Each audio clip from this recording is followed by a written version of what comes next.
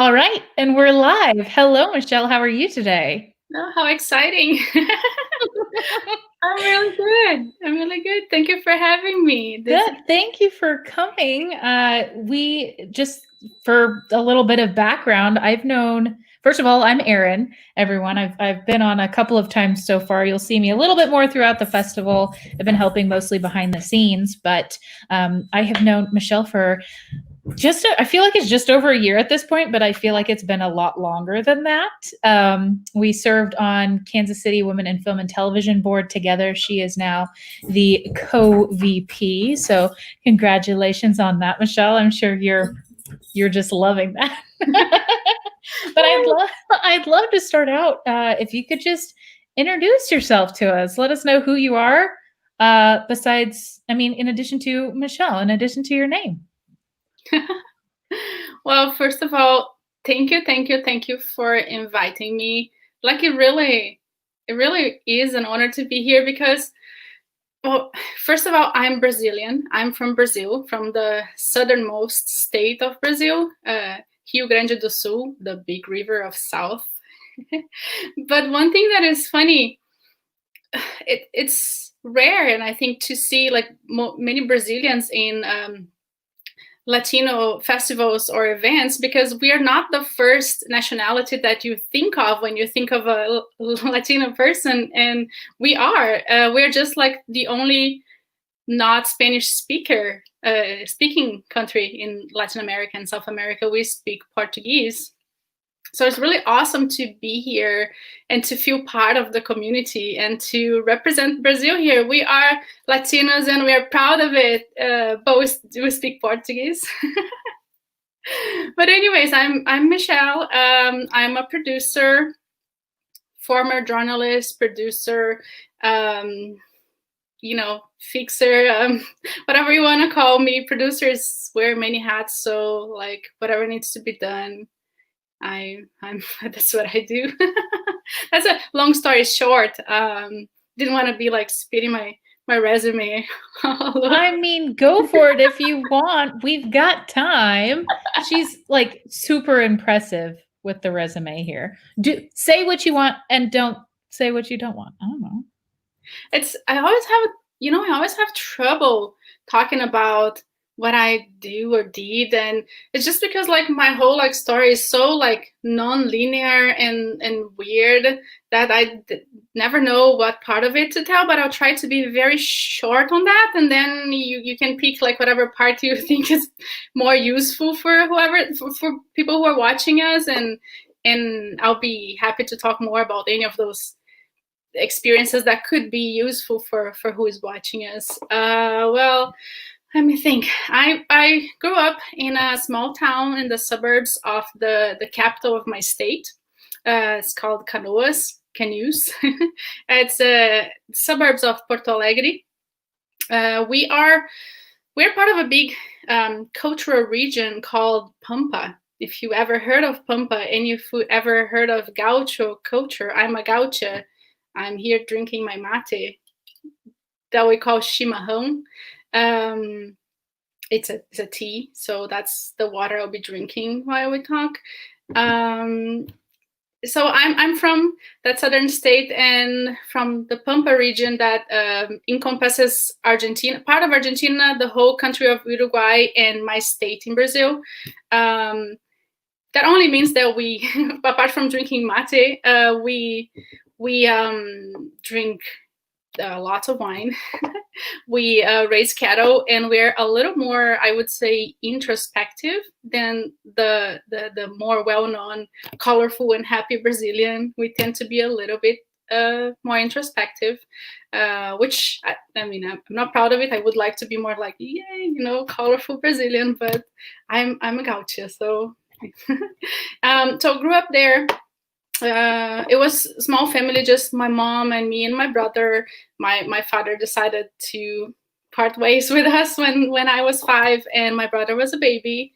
But I think that tells a lot about like how I came to be, in a sense, because I was raised by my mom, who is a very, very strong woman. She worked multiple jobs. She worked a lot to raise my brother and I, while we were looked after by our family members, neighbors, or whoever was available to take care of us. But she made sure that we would not go hungry. We had to eat. We had to eat very modestly many times, but we never went hungry, and that we would go to college. And she did. Both my brother and I went to college. My brother studied civil engineering, and I studied journalism. So I'm a former journalist. I think now starting the professional part, but I think I never talk much about my personal life, not because I'm ashamed of it, much on the contrary. I'm very proud of it, my family history and everything. But we get so much into the work part, but this is very important to how I do what I do. Because, for example, growing up, because we had like humble upbringing per se, we couldn't always have what we wanted to have. So there's a story I was thinking today. For many years I didn't remember that, and I remember today thinking, for example, I really wanted to have a dollhouse, because back then Barbie was a thing, the 80s, the big fancy Barbie house, all plastic and like all that, and I really wanted to have one, but there was no chance I would have one. So me and my cousin, we made one. We made with a box and everything we could find around the house, like empty Coca-Cola cans and whatever we could put together, and we made that house. And I love that so much. We had lots of fun. I mean, I wish that house had survived so I could give to my daughter today, but it was paper, and at some point, like I don't even remember what was the end story of that house, but we had so much fun. And I don't think, thinking back, that we had less fun with a paper house than we would have with a real thing. We could use a lot of our imagination. But I think little situations like that actually helped me a lot to overcome things throughout life, like to be like, to find ways to make things work. I don't like to say make do, but maybe be resourceful or something, but yeah, so I went to college, I studied journalism, and when I was in college, I was really, really into music and culture. And our state, because it's the southernmost state, we felt like we were so a part of what was going on, musically speaking, in the rest of the country. So me and two friends, we decided to open a business. We were like 18, and we decided to open a business with like no idea of what we were doing and no money. So we opened a production company to bring bands from the northern part of the country to our state. And we did do many concerts. Don't ask me how we managed somehow to do that. But we started getting bolder and bolder and trying to do bigger without having the means or the knowledge. And at some point things didn't get so well, and we were owning a lot of money, and we were so young. I was like 21, and just and needed money to pay everything that all the business that we didn't do the best way. And that's how I end up working for MTV in my state. It's so funny. I'm a little bit known in my town because I worked on MTV, but people don't know that the reason I end up working on MTV was not like, oh, that's my dream and it came true. It was actually because I owned a lot of money from those concerts, and I needed a job to be able to pay for that. So, and I met people from MTV because they would go to the concerts to cover for MTV News. And then I knocked on their door one day. I was like, hi, how's it going? And they were like, oh, do you have any other event happening? And I was like, I'm actually looking for a job. It's funny. Today that would never happen. Like, you can't like just knock on the door and like, I want a job. Like, lucky for me, it did happen that way. They actually had an opening for production assistant, and they said, so I talked to the manager. She was like, okay, cool, we'll think about it. Then on my way to college, they called me and they said I could start, and they would, just see how it goes. And it went well because I stayed there for 4 years. And I went from production assistant to director to writer to host and all sorts of things in between, and kind of gave me the base for everything that I do today. So I think I'm talking too much, but long story short, I'm in college, studying journalism, worked for MTV, 4 years there. And then when I decided to leave MTV was because I wanted to go abroad, and I had saved money for that, and I wanted to learn English. So I decided to go abroad to Ireland, which I went and was great. I learned English. That's why I can talk to you today. Come back. And then from there on until now, it was the craziest thing, because I did everything you can imagine in production. I did television, I did a little bit of film, I did radio broadcast, I did events, I did a little bit of everything. And here now in Kansas City, I work mainly with commercial production, film and photography, as a production manager, production coordinator, and locations manager. Hope I didn't bore everyone. No, I love to hear your journey, because honestly, so much of that I didn't know before.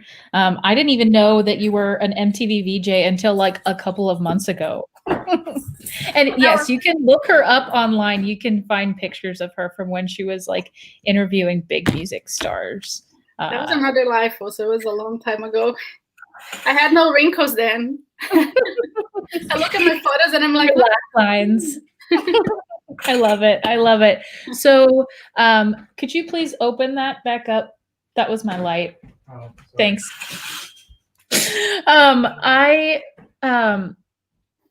So you were in Brazil wait, how long have you been in the States? 5 years. 5 years. Okay. This year, November 15th, now coming up, will be 5 years. Well, congratulations on. Do you like it here? Do you like it? You're in Kansas. Well, are you on the Kansas side? Kansas side, yeah. Okay. I was on the Missouri side, right downtown, and then we moved to the Kansas side. Mm-hmm. Are you okay with it? Like, is Kansas City okay? I love it. Yeah. I have to say though, no one get mad at me. I love Kansas City, but I did not love it first. Yeah. I had a little bit of a shock when I got there first, and I was like, what have I done? I feel like I was born and raised here. I left for a while. I had a lot of times where it's like, okay, I need to get out. But it's like every time I come back, it's like, it's wonderful. It's home. It's a great place. But I understand that it's probably a big shock. I've never been to Brazil, but I assume it is nothing like Brazil. So yeah, it's a pretty unique place. Yeah. But I also moved so I'm originally from South, but before moving to the US, I moved to São Paulo, which is the biggest city in Brazil and one of the biggest in the world. I think it's the 8th biggest city in the whole world. Oh my gosh. São Paulo and its metro area has 22 million people living there. Oh my gosh.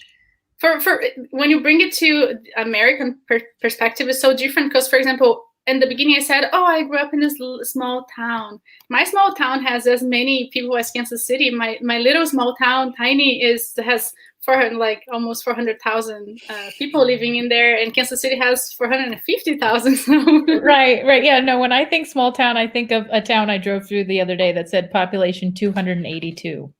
That's it. I'm like, that's small town. So with all of the things that you've done, and I love that. It's not linear at all, this kind of production. If you decide to go into production, it doesn't turn out to be linear. What have you loved the most? And what have you hated, maybe? Have you hated anything that you've done? Oh, yeah. Oh, yeah.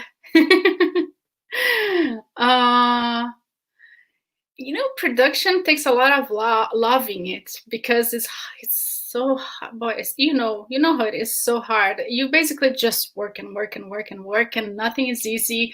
Everything is meant to go wrong, and you have to find a way to fix it.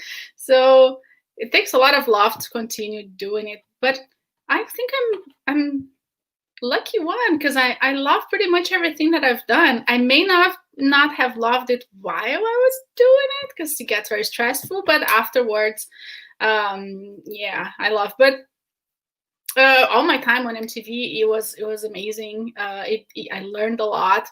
But one of the things that I think was my biggest achievement, but also like biggest like challenge. And in the end, I was like, oh my gosh, I love it so much. I wanted to make it like a way of living, but it'll be a little harder.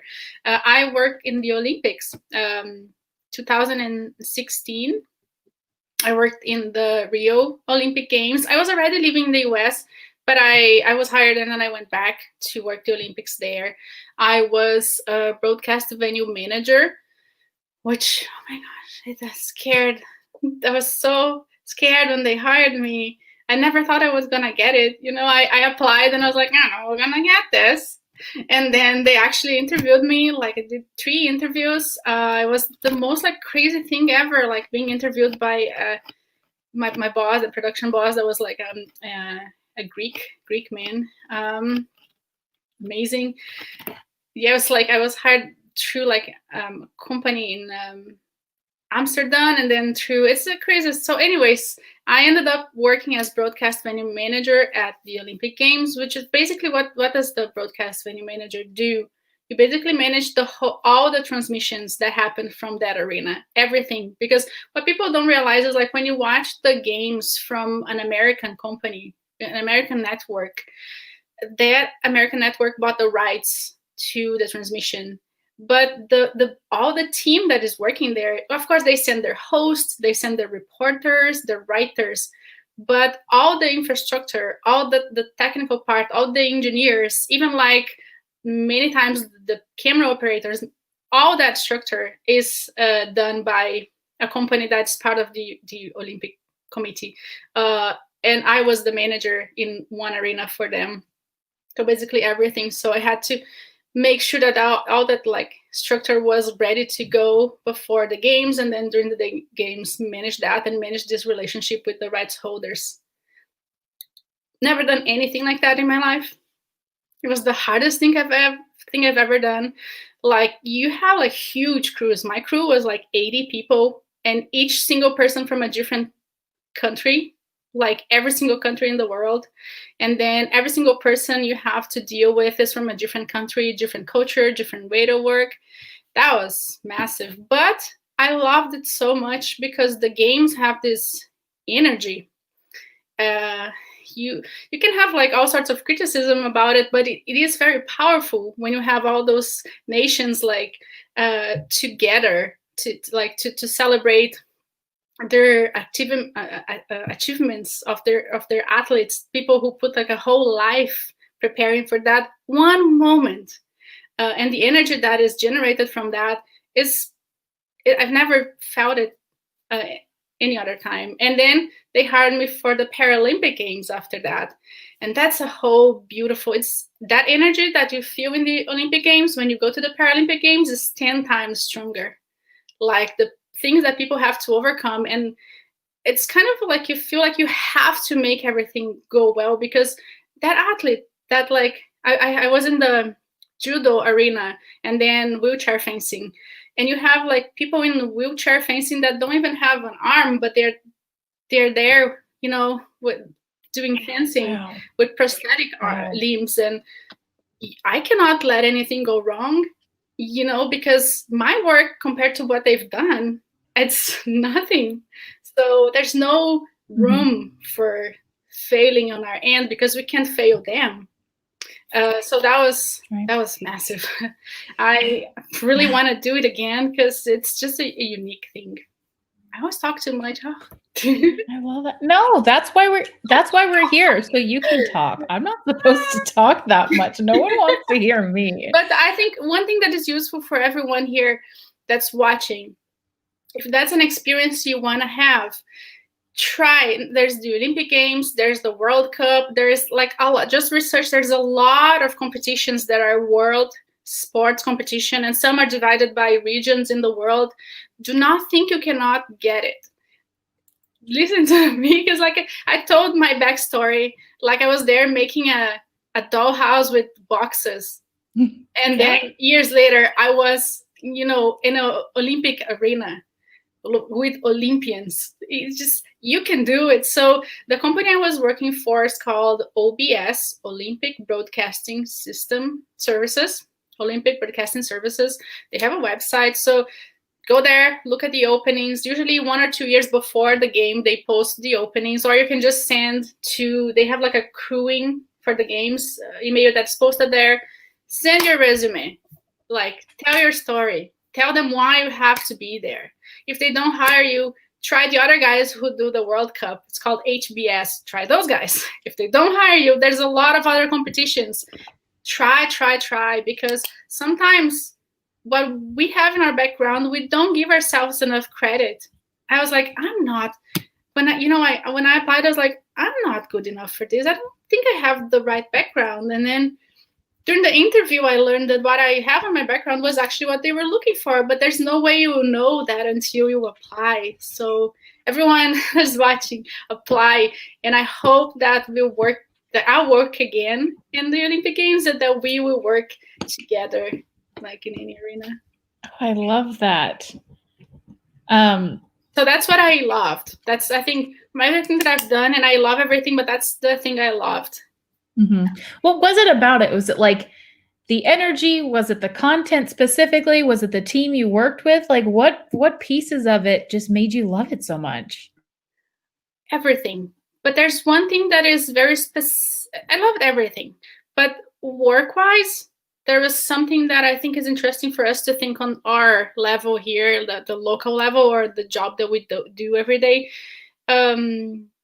Everything is very structured. So, for example, when I got there, I've never worked in the games before, but they had guidelines for everything. I can't go into specifics of the guidelines due to my NDA, but every single thing had like books of guidelines to tell you what's the proper way that should happen, and what is the right way that information should flow.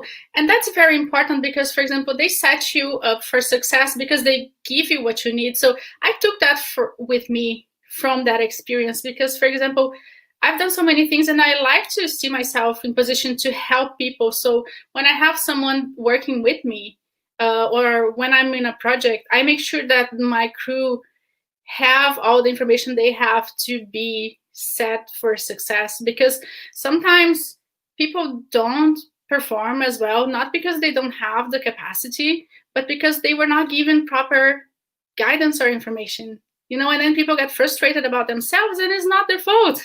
Or you're like not having the best of that professional because you just didn't give them what they needed to do their job.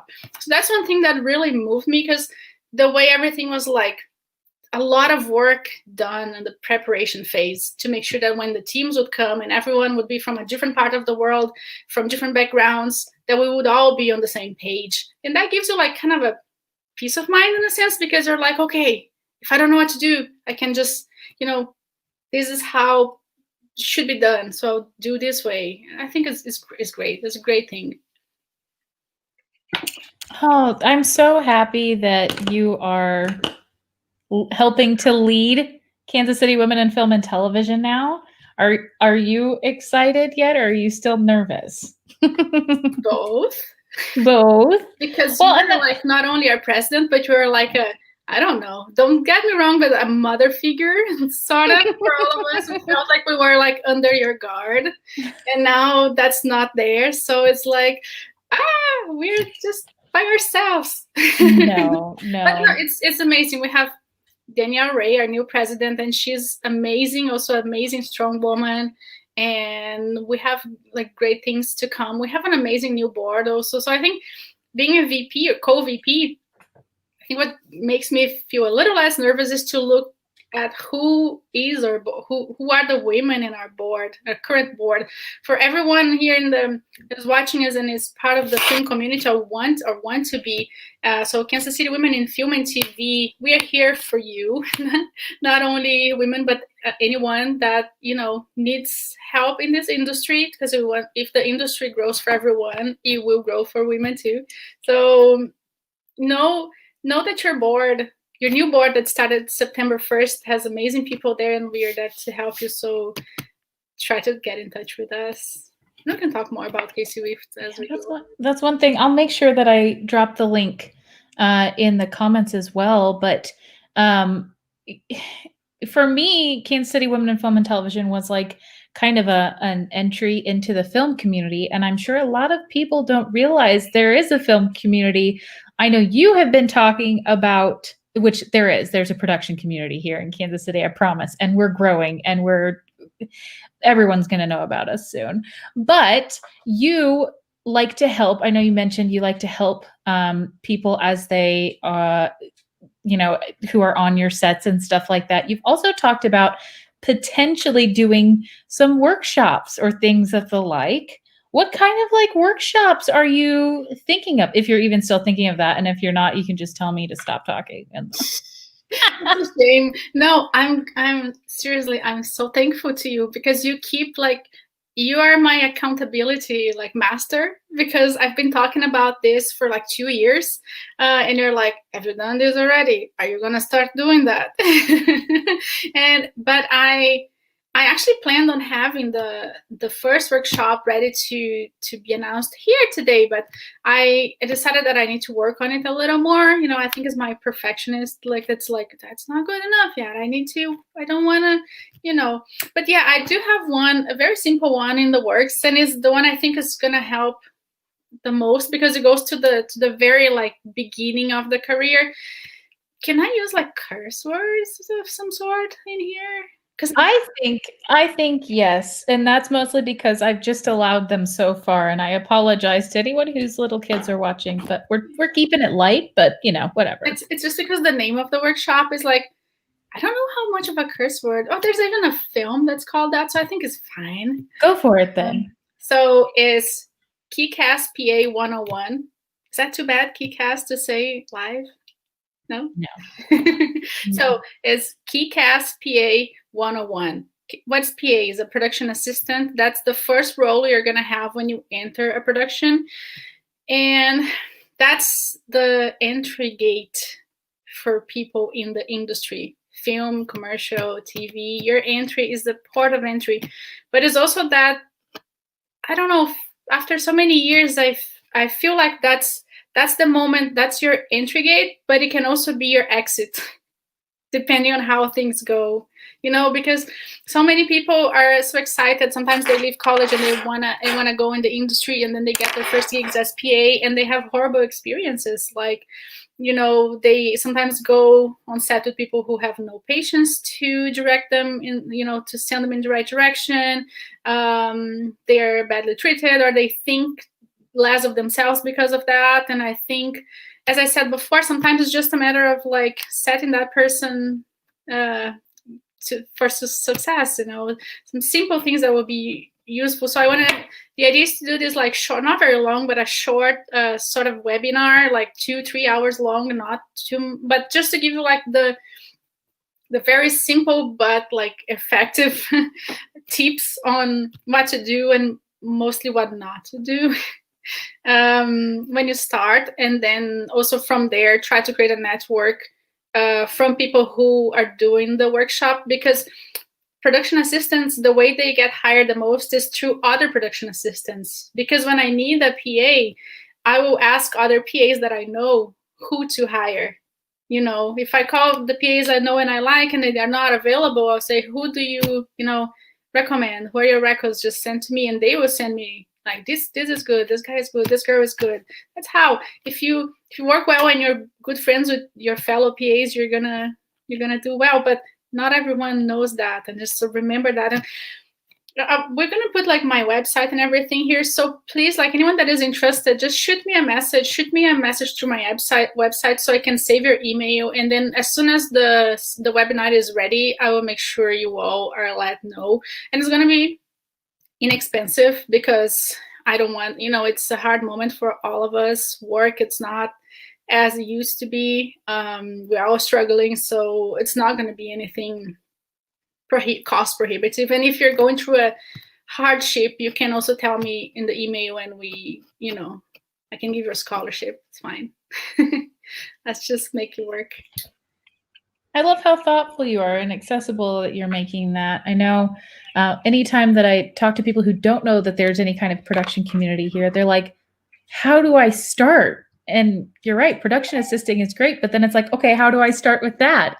And so this is going to be wonderful for all kinds of people of all ages. Like you're not, I mean, you may be too young to legally work on a set, but you're not too young to learn about it. And you're not too old to try something new. Like, I feel like it's just, I just love everything. And there are so many different jobs you can have on set. So it can go so many places from there. And let's be honest, like you don't need to have a degree in film to start as a PA. And it's one of the only industries that in your entry level job will pay you at least $150 a day without previous experience. Let's be honest, it is a way to create, I see it as a very strong tool to develop a region economically, because you can have people who otherwise would be out of work or underpaid working and being paid well, and generating revenue by spending that money in our local businesses. So it's a fantastic industry. We may not be that strong in film here. We have amazing crew and amazing creatives. We just don't produce large quantities every year, but we do have a strong commercial industry that has a lot of space to grow and to bring more people in. And hopefully, if we can bring more work as soon as COVID's not a thing, we can, through our industry, help with some economical healing as well. Yes, because like you said, it touches all business. It's not just film and TV producers and productions and people who work specifically in that. I'm a locations manager, so I find locations and we pay a good rate for locations. So for example, shooting at a restaurant, we're going to pay that restaurant for that day rental, and it's going to help them. Or a family home, like use the family home, and they'll have that extra money on their monthly budget. That is a good rate, and I think it's very helpful. We just need to bring more productions as soon as it's safe to have more. And for now, we're in that situation that we're every day learning and tapping, like, as how far we can go, how far can we not go, and Yes. But you brought this. You asked me like how to start, and I think if there's anyone watching that want to know how to start in the industry, yes, PA is an entryway, but it's not the only one. And because we're in a Latino Arts Festival, I want to speak specifically to my fellow Latin Americans here, because we do, and I'm not, trying to like speaking like in a like how can I say, like, be pitiful, but we do face a different set of challenges to start in the industry when you are not in your country of origin.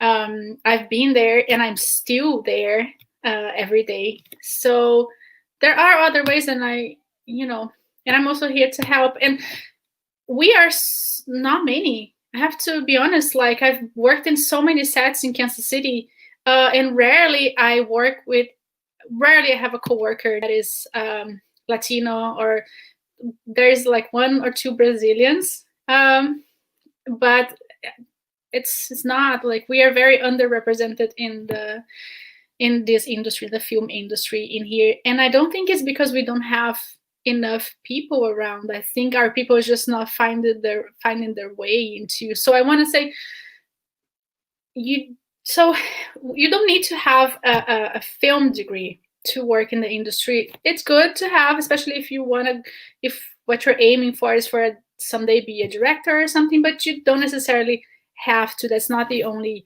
entryway. I have a degree in journalism, not in film. But I'll tell you, how did I start in Kansas City? I started working.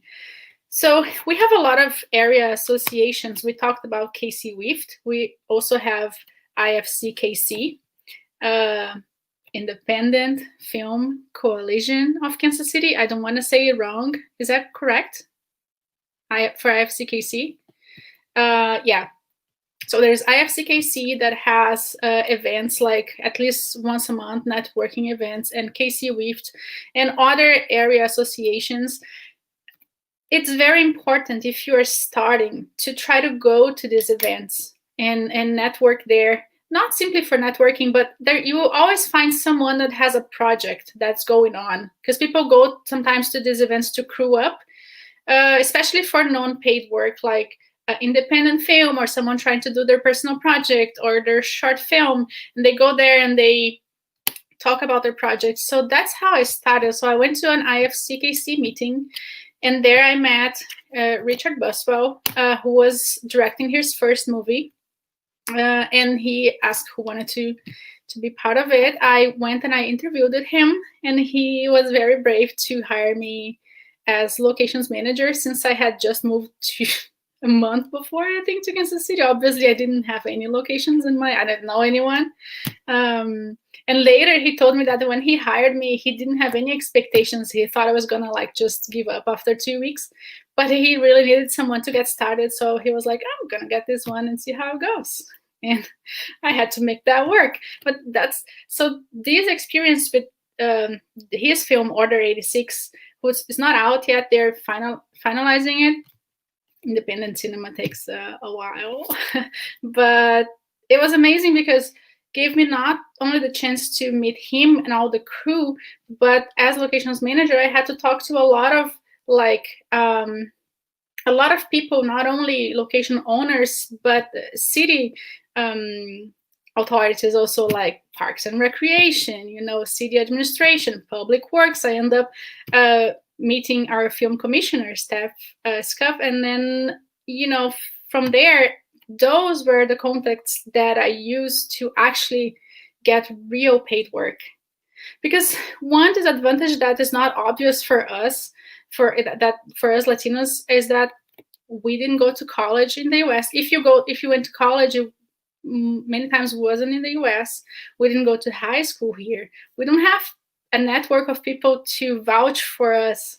We don't have institutions in our resume to vouch for us, or people that know us. And we have an accent. And some of us can't even speak the language very, very well at first. So all that, but when you go to like a independent project, to be honest, sometimes they will take you because they can pay for someone to be there, so your chances are higher to be hired. And then when you get it, just do the best you can to show who you are, and then from there, even if you have like 2 people to say good things about you, that's going to grow, and then you start getting paid work and so on.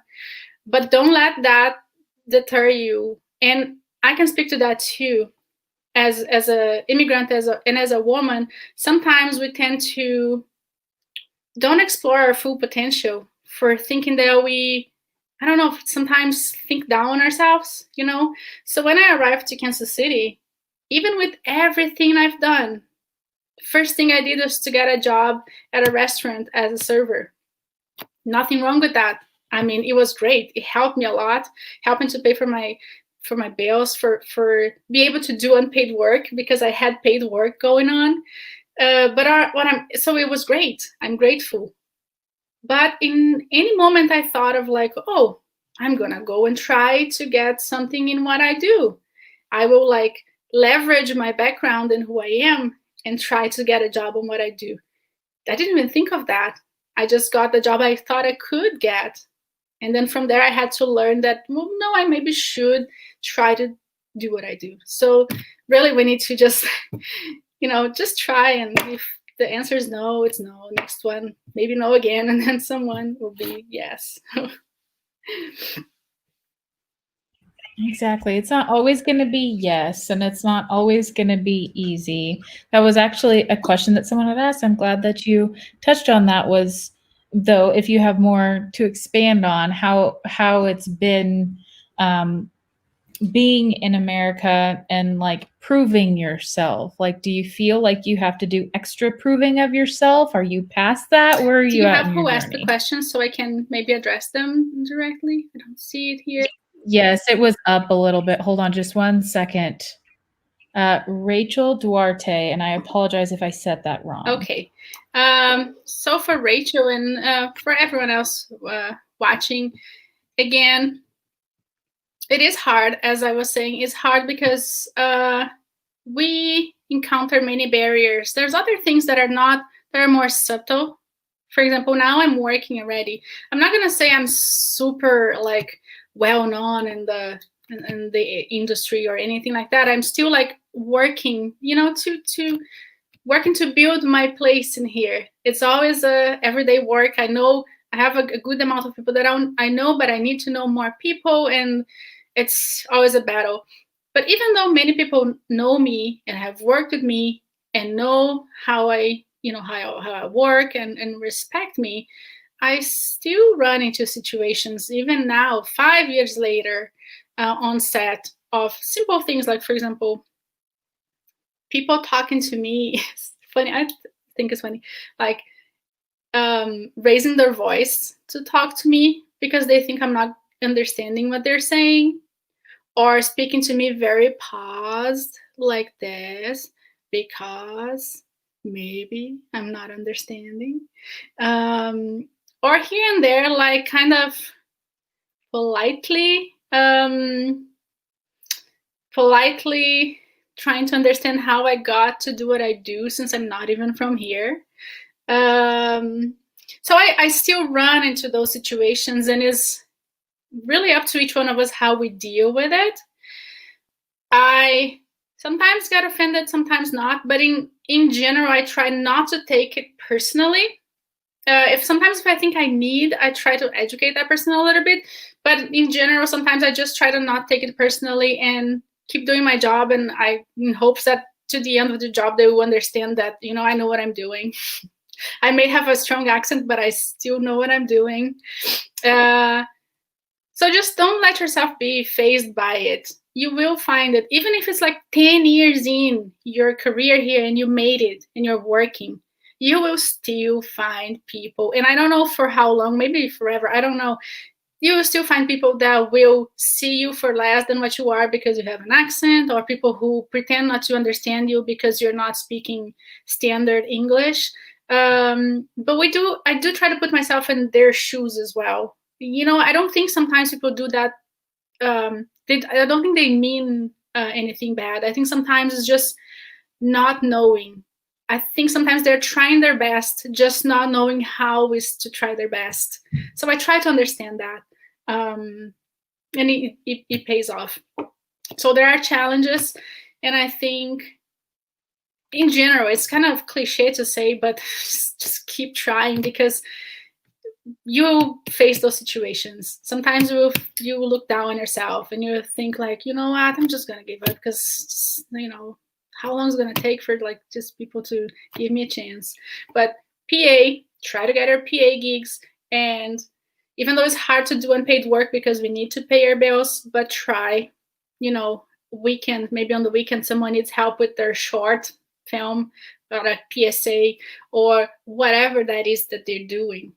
Try to do it, because you will not only learn, but you have people that are from here, that did went to college here, that do have high school friends that are from here, that will be able to vouch for you somehow. Yeah. Oh, I love all of that. Hope I answered. Yeah, I think so. I think you did pretty well. If anyone is like, you didn't answer my question, you let us know. I'm curious, what's going on with you now? What's up next for you in the world of Michele, in your professional and nonprofit and all the other areas of your life? What's going on? I think that's $1 million question for all of us, right? What's on what's on our future? We don't know. I've been through all the phases through this whole craziness that we're going, to the phase of like, and the phase of like being a little down, and then the phase of like, no, let's make things happen. We don't know how long this is gonna take, but we still have to make plans and do things. So that's where my mind is now. I've been lucky because right when lockdown was being lifted, I got my first gig, and from then on I've been working not even close to as much as before COVID, not even close to what last year was, but at least I've have been having like 1 or 2 projects a month that I can keep working, and then paying for my bills and all that. So I'm grateful for that. It's an interesting thing that happened in this first job, new COVID world. So I was asked to, in this first job, to work as locations manager. That's what I do, but also to work as infection prevention back in May. And that was like the first job to be shot in Kansas City after lockdown. So it was a lot of responsibility, because I was like, that's the first one. If anything goes wrong, I will feel like guilty forever. So I had to put a lot of work into the Kansas City guidelines. COVID guidelines were just coming out. Amazing work that KC Film Office did. And so I dive into those guidelines, and I researched a lot. I read guidelines for every single organization in the country, and we devised a plan for that very first shoot. And it was amazing. Like, things worked, and it was a very big challenge. And then I did work as infection prevention, a few other jobs. That's not what I'm doing. Mainly, I try to focus on what I do, which is locations and production. But that, I'm not going to deny, helped me a lot to keep busy. And I think that's one thing for all of us, that COVID made us really have to be resourceful to keep working, because crews now are way smaller. And then each person needs to wear multiple hats. So it's the only way now to keep working until things are normal, is like you really will have to maybe, do more than you usually do, and be able to take on new roles and be able to roll with that. And I think our background as immigrants help us a lot in that sense, because we are survivors. Like we, whatever we have to do, throw our way, we'll find a way. So one more thing to tell everyone that's watching, like, us as immigrants, like, just, you will find ways, because you have that in you, in your past and background, in your DNA, whatever. Find ways. So even for your dream of working in the industry, don't need to wait until COVID is past. Jobs are still happening less than before, but you still can get into some crew and start working. Because what I realized is that if we're gonna all wait for this to be over, it could take so long. So we better just keep planning our lives and then find ways in the new world to make it happen. But to your question, one good thing that COVID gave me, is give me time to think of my life and career and all I do. So yeah, I'm working on getting more of my personal projects that I had no time to do out there. One is the Kick-Ass PA 101 workshop webinar, and working on that to make that happen. And thinking of future, how to go a little further in what I do. So I've been studying for different softwares that I can use to go a little further in my career. That would be like my 2021 resolution. Like, if this whole thing serves for anything, I'm gonna use the time from now to the end of the year to get some more knowledge that I can use to try to step forward. I love what I do working commercials here.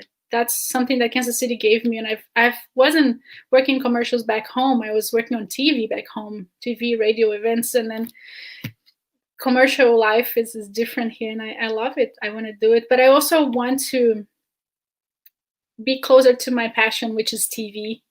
And my passion is TV, and for everything that I've done in my life, TV is my passion. So I want to do more things related to that, and I'm putting some work into make that happen. And Casey Wift, of course. As you said, I just assumed Casey Wift as co-vice president. And I'm excited about it. And there's a lot of work to be done, especially now that our co-workers and our production family need some support. So we're finding ways to support. On that note, I have an invitation to make. I was like, I already have it typed into the comments, ready to hit send. I was going to ask you about it next. Where can people find you next, Michele? So on Wednesday, I'll just participate like briefly, but we have a networking event called Wift Wednesday. Happens every other month, but the September Wift Wednesday happens next Wednesday. It's September 23rd. 7:30 p.m. It's an online webinar. This one is not a networking event. It's called Self-Care and Mental Wellness for the Film and TV Community.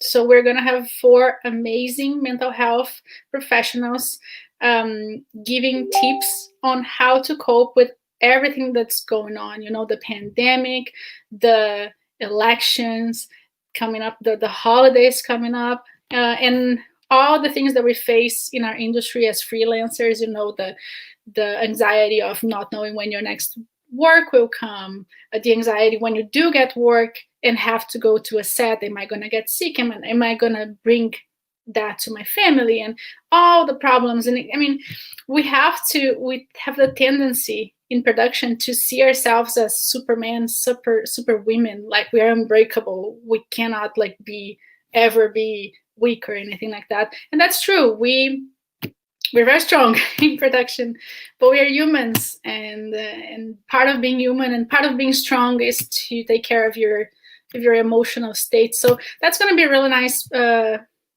I'm not going to be part of the webinar. I'm just going to kind of introduce it in the beginning, because our president is having a beautiful baby and she may very likely not be there. So I would just introduce everyone, and then they will take over. And I'm excited for it because I want to hear what they have to say. And one thing is important: if you feel uncomfortable for being seen, I know there's, still some bias about mental health. So if you feel uncomfortable joining a mental health event thinking of what your peers will think, they will not think anything, because your participation will not be public. So it's not a Zoom meeting, it's a webinar. So the viewers and the participants will not be on screen, not your camera, not your audio, not your name, nothing. You just be the panelists. So you can just listen to them, and then if you feel comfortable, send questions through the chat. And at the end, they will give a full list of resources at low cost or no cost for you to look for support if you need. We got help from an organization to give a discount for our members for a first month of therapy. And that's one of the things that we're going to have there. So Wednesday, 7:30 p.m., Zoom webinar. You can find it Casey Wift on Facebook or our website or Twitter. You'll find the event there. Self-care and mental wellness for the film community, and we hope to help people with that. And just keep an eye out from what we're doing, because we're thinking of other ways to help with everything that's needed. Good. That's another thing I've always loved about Casey Wift is it's not just focused on making sure people get the training they need. It's about the connecting you to a community, and also supporting every aspect of your life. And so this mental health event I'm really excited about. I said when I left the board I was going to take a break from Casey Wift, but I can't stay away from this event. I can't. I got to be there.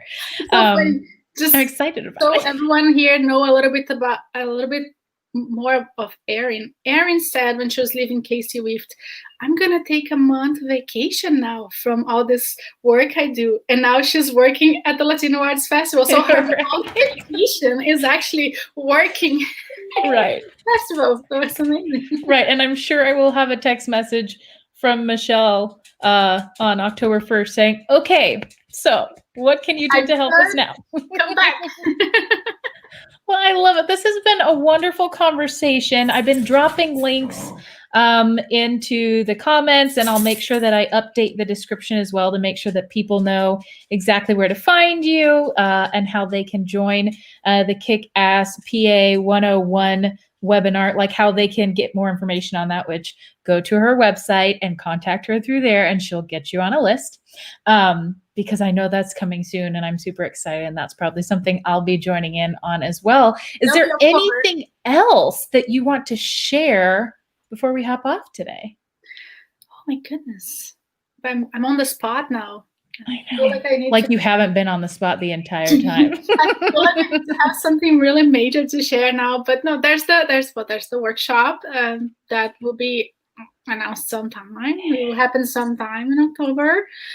And I think apart from that, what I said throughout our conversation, I really mean it. Like if you're watching this and you need anything, like you need to know how to get into the industry, or you need some tips, or you just want to talk. I mean, if you just moved here or whatever, you have like my website. You can email me through the website or add me on Facebook or Instagram. I mean it. Just get in touch, because it's not that I can change your life. We're all fighting the good fight every single day here. But, brotherhood, sisterhood, we need to help each other. So if I can, any way possible, even if it's just talking, I will be there. And so just reach out. That's, yeah. Reaching out is that first step. Like you said, that's how you got your MTV job. That's how you got your Olympics job. Like, even if you feel like, oh, that person's not going to talk to me, or that, why would they hire me? That's just your brain talking to you. That's not anything else. Push past. Take it from me. I'm the biggest introvert ever. Erin knows it doesn't seem like, but I am. I'm pathologically an introvert. So I have to work very hard to overcome that. But we can do that. But I wanted to say that I'm so glad when you invited me, I said yes, because just being here, part of this festival, and congratulations everyone, Deanna and everyone. This festival is amazing. It's very awesome to have an opportunity and a space to celebrate our culture. So I've been watching the other interviews and I love everything. I love. I think it's amazing. So much talent there. So so great. So many great stories I think please everyone just check out the other interviews and everything, because I've been having a blast just watching everything. And to be here looking at this background, this red background with that logo, Latino Arts Festival, it's a balm for my soul, because as I said, I've been having a reckoning with my own heritage through this COVID thing, thinking a lot about my cultural identity and who I am and how can I, it's something, if we still have 5 minutes, something I didn't mention, but I wanted to share that when you live in your country or anywhere back home, you don't think about your cultural heritage, your cultural identity, because you don't have to. Like Erin, you're American, you're from here, you're home. You don't have to think about who you are or what makes you who you are or what aspects of your personality that are linked to your upbringing. We don't have to. Back home, I never thought about that. What makes me Brazilian? Doesn't matter. I'm Brazilian, I'm living in Brazil, but it took me the first 5 years here, for 4 years and something. I was so focused on making it, surviving, finding my way professionally, finding my way in this life here, understanding how things work, understanding how I fit in. But 5 years into it, now that I fit in, who am I? You know what I mean? Who am I? I fit in, but what are the aspects of who I am that are unique? Because you can see your heritage both ways. You can see it negatively as a disadvantage, as I mentioned, my accent and everything, or you can see it as a perk.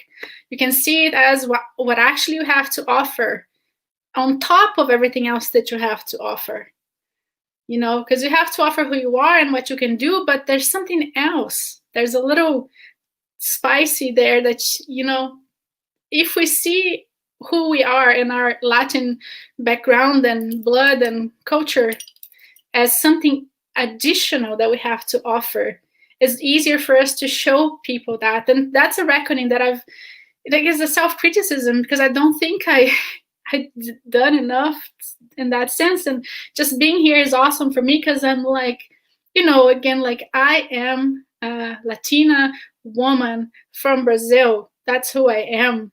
And that's never going to change. I can live here forever. I can love this country, you know, love this country, do my best for this country. But that's not going to change the fact that I am Brazilian. And that doesn't mean loving less the place where I am. I can, you know, be both. And I think that's a good thing. And I'm still working on, you know, how to bring my, I don't know how to say that in English, my Brazilianity. I don't know, Brazilianness. I don't know. I don't know. Whatever you say it is Brazilian what juice. it is. I don't know. That sounded bad. I don't know what to say. But you know what I mean? Like,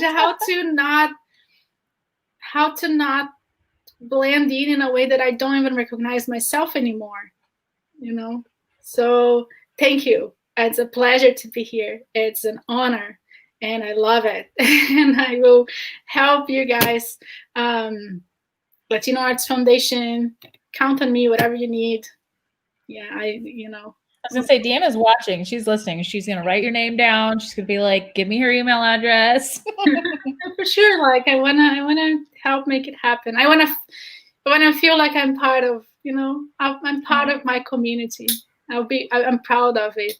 Yeah. Nice. And you're a great community asset and a great community builder. And I can't wait to continue our friendship and our working relationship and all that. And thank you so much for being here. It has been a pleasure to have you. I'm so happy you said yes. Me too. Yeah, and you know what? I think that's great. Thank you for there are so many sound bites that I'm like, oh, I need to pull these out. I need to make like quote graphics for these, or you do all this stuff. You're just so full of knowledge in all kinds of different areas. I appreciate you so much. I know the community is appreciating you as well. And let's talk soon. Let's talk more. Okay. Cool. Yeah, thank you. Thank you so much. Thank you so much. Enjoy the rest of the day and the rest of the festival. I'll be tuning in for sure for everything. Yay. Thank you. We'll talk to you later. Bye. Bye.